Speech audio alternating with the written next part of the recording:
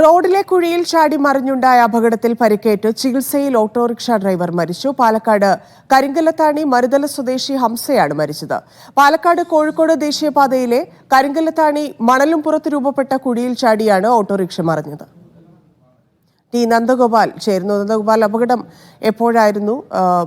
മരണകാരണം എന്താണ്? മറ്റു വിവരങ്ങൾ?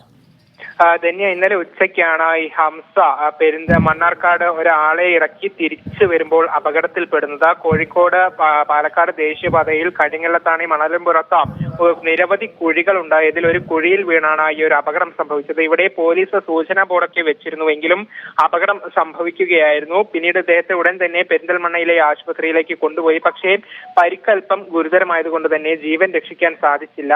മൃതദേഹം കുടുംബത്തിന് വിട്ടു നൽകിയിട്ടുണ്ട്. മലപ്പുറം സ്വദേശിയാണ്. ഏതായാലും കുഴിയിൽപ്പെട്ട് അപകടത്തിൽ ജീവൻ നഷ്ടപ്പെടുന്ന രണ്ടാമത്തെ വ്യക്തിയാണ്. ദിവസങ്ങൾക്ക് മുൻപ് മറ്റൊരു സ്ത്രീക്ക് കൊഴിഞ്ഞാമ്പാറയിൽ വെച്ച് സമാനമായ രീതിയിൽ കുഴിയിൽ വീണ് അപകടത്തിൽ ജീവൻ നഷ്ടപ്പെട്ടിട്ടുണ്ടായിരുന്നു.